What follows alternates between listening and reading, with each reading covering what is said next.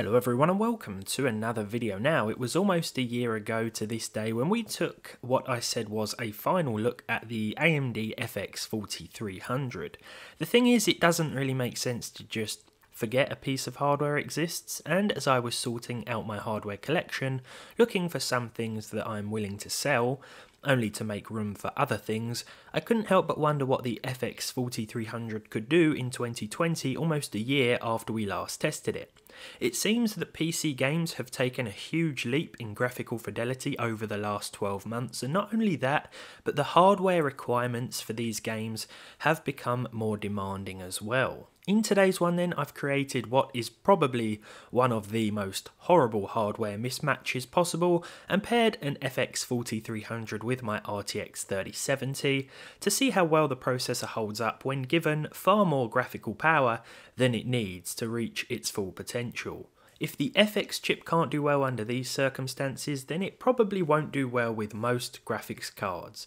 I've also paired it with 16GB of dual-channel 1600MHz DDR3. So the games we test today are all going to be ones that have released this year, except Red Dead Redemption 2, which came to PC in late 2019, but I'm still testing it just because of its constant popularity, and it's a good example of a game that can and will run quite well with this configuration. It ran last time we tested the FX chip quite well, and despite the numerous updates over the last year, it still runs absolutely fine. Now, ordinarily, an RTX 3070 would be giving us over 100 frames per second, especially at these settings and at 1080p, so this goes to show how much we're actually being held back by the chip. With that said, and in pairing with a weaker graphics card, say a 1050 Ti, you would have a more well-balanced experience and wouldn't be losing as much performance, though even in that scenario, the FX chip would likely be the limiting factor. So let's get on to the 2020 games. Starting with Assassin's Creed Valhalla, and to my surprise the game ran quite well in places with well over 30 frames per second. I'm going to consider that quite well when we're using this chip. That said, when we made our way toward busier and more populated settlements, the rendering of densely packed scenes and the amount of NPCs on screen really took a toll on the FX chip, which at times caused the frame rate to absolutely tank. You can see a change in the frame time graph on screen as well, which reflects the overall and less consistent nature of the performance. Overclocking this CPU won't help it here, nor will higher resolutions. Still, this is a better result than I was anticipating, so that's a bonus. Moving on to a rather festive version of Nuketown in Call of Duty Cold War now, and although our CPU was once again being pushed to its limit, the average frame rate remained a little higher than it did previously.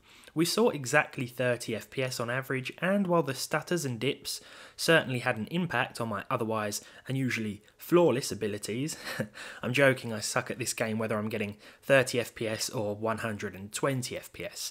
Where was I? Yeah, the game still felt okay to an extent, but this is no way to play competitively, in all honesty. The story mode will do a bit better performance-wise, and the lower frame rate won't matter as much there, but again, the FX 4300 still did better than I assumed, partly because I assumed that the game wouldn't start, to be honest. Crysis Remastered also hits a plus 30 FPS average. As you can tell by the 1.1% lows here though, we are still experiencing some drops, and this is going to be a common occurrence with all games when using the FX 4300. Not only that, but most FX series chips will cause frame time issues here and there, and this is just something that's going to happen with mainly newer games. They will still be less severe with the FX 6300 and the FX 8300 lineup though. There's not much else to say in terms of Crysis Remastered's performance here, but this game probably runs the smoothest out of those tested so far today, with the exception of last year's Red Dead Redemption 2, of course.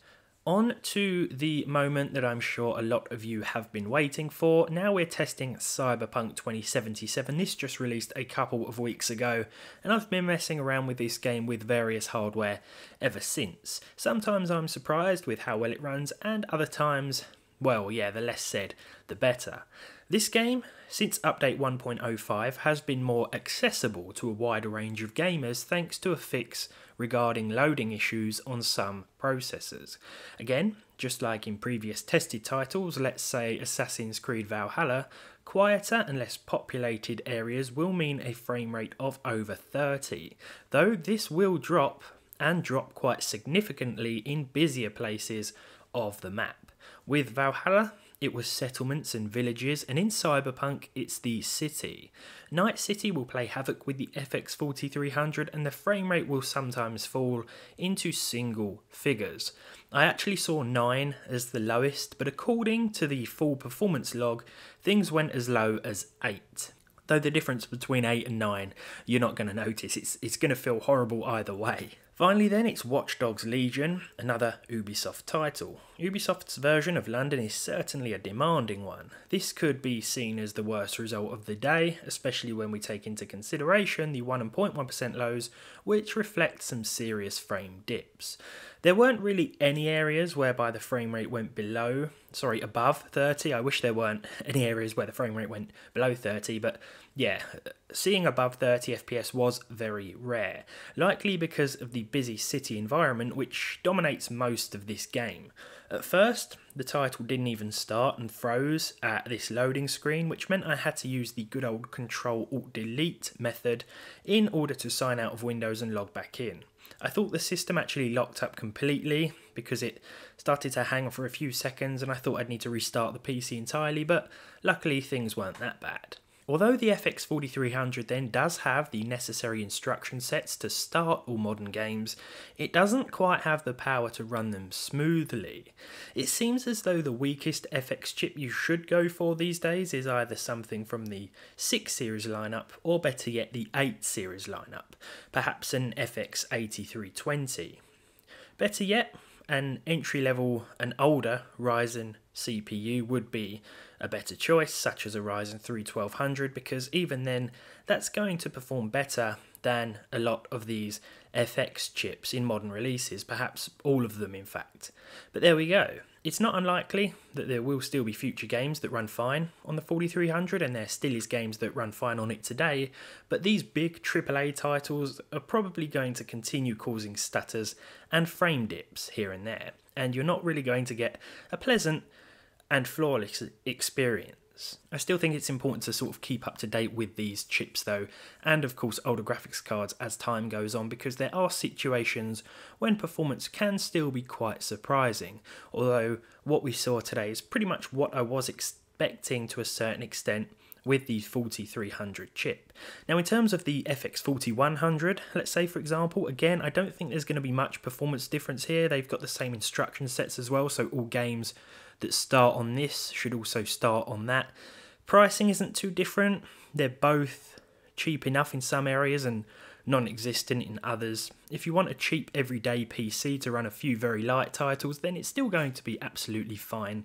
But for those heavy AAA releases that you've seen today, yeah, it's gonna really struggle, especially when paired with a lower end graphics card.